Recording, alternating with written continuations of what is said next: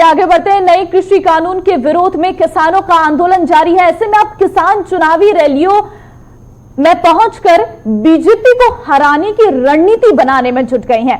किसानों का कहना है कि सरकार को कानूनों को रद्द करना ही पड़ेगा, चाहे जितना समय लगे, वो शांत नहीं बैठेंगे। 5 राज्यों में चुनावी माहौल है और उसमें सबसे ज्यादा अहम और सुर्खियों में है पश्चिम बंगाल। राकेश टिकैत पश्चिम बंगाल पहुंचे थे और वहां सीधा आह्वान कर दिया है बीजेपी कैंडिडेट को हराना है और जिताना उसको है जो सक्षम हो बीजेपी के उम्मीदवार को हराने में। हमारे साथ राकेश टिकैत मौजूद हैं जो नोएडा के बदौली गांव पहुंचे हैं। टिकैत साहब से ही बात करेंगे, जानेंगे। टिकैत साहब, सीधा आह्वान किया नंदीग्राम से, जहां ममता वर्सेस शुभेंदु अधिकारी है। किसानों ने ठाना है बीजेपी को हराना है, तो फिर जिताना किसको है? नहीं, शुभेंदु अधिकारी वो आया कहां से? अब लोग तो ये वही था, और इनके तो परिवार वाले 4-5 और उसमें सरकार में शामिल है। हमने ये कहा कि वे एक मुट्ठी चावल मांग रहे हैं, तो हमने किसानों को वहां कहा कि उनसे एमएसपी, जब अगर आप चावल आप दे ही रहे, रोड उनको दे रहे, तो एमएसपी का भी तय करवा दो, क्योंकि सरकार दिल्ली में तो है नहीं, वो यहाँ पे बंगाल आएगी, तो उनसे एमएसपी तय हो जाएगी, तो एक फायदा हो जाएगा किसानों को, ये कहा। अब बीजेपी वाले आरोप लगा रहे हैं कि राकेश टिकैत या किसान नेता तो टीएमसी की बी पार्टी हो रहे हैं। ना, हम नहीं हो रहे, हम कहाँ कर रहे हैं टीएमसी। आपके आह्वान का असर तो यही हुआ ना, जब बीजेपी हारेगी तो टीएमसी ही जीतेगी, जाहिर है। नहीं, और पार्टी भी वहां पे बाकी कमजोर है। और क्या पता कमजोर, अब क्या हम किसी को भाई तकड़ी बनाना थोड़ा जा रहे हैं वहां पे। हम तो ये है कि बीजेपी काम नहीं कर रही। बीजेपी ने जो यहाँ पे सरकार है उसने देश को बर्बाद कर दिया, लुटेरे सरकार मान कर बैठी है, हम तो उनका विरोध कर रहे हैं।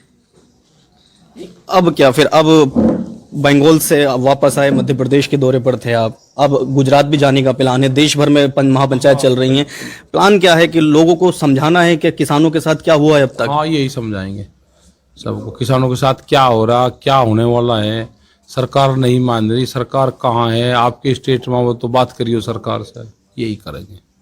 आपने कहा कि हम पश्चिम बंगाल में सरकार को ढूंढने आए हैं, मोदी जी को ढूंढना है। मिला कोई नुमाइंदा सरकार का? मिला नहीं, सरकार का कोई मिले नहीं।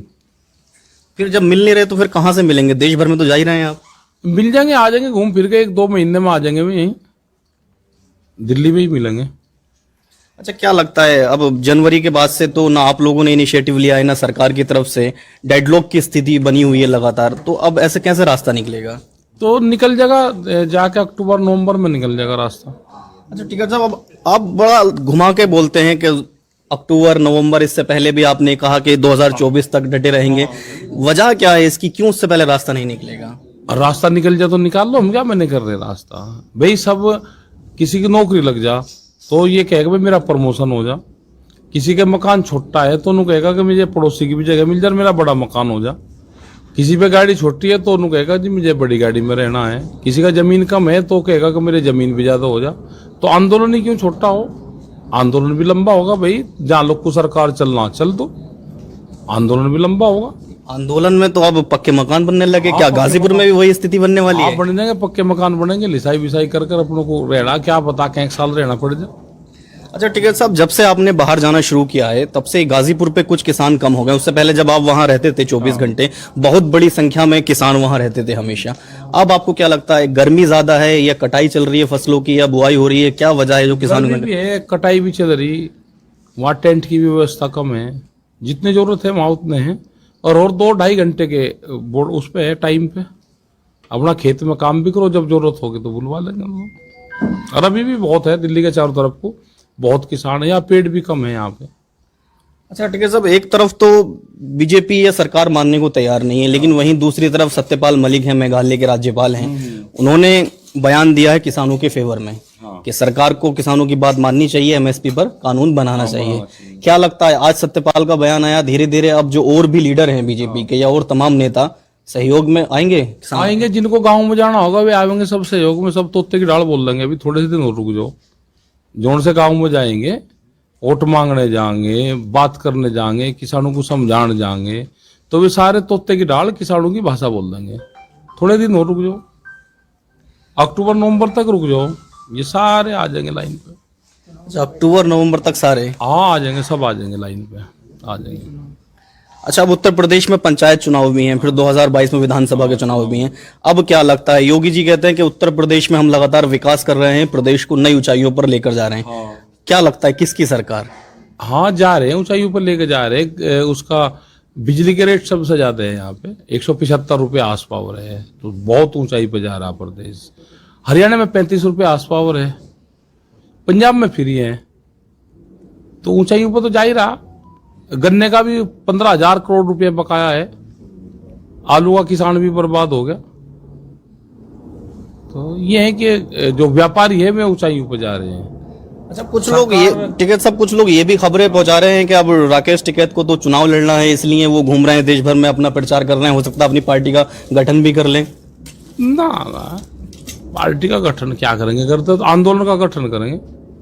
आंदोलन से ही देश बचेगा, पॉलिटिकल पार्टी से नहीं देश बचना। ये तो जनता आवेगी निकल के, जो युवा है जो बेरोजगार हो गया वो आवेगा निकल के, आ रहा सब जनता आ रही निकल के, तो देश बिक गया। अगर यूथ सोता रहा तो देश बिक जाएगा। यूथ का समर्थन है आपको? मैं गाजीपुर पे जाता हूँ, अक्सर यूथ तो मिलता है वहाँ। हाँ, यूथ का समर्थन है। अच्छा, अब एक बार फिर से कॉल है कि अगर सरकार बात नहीं मानी तो नोएडा के चिल्ला बॉर्डर पर आंदोलन दोबारा से शुरू किया जाएगा।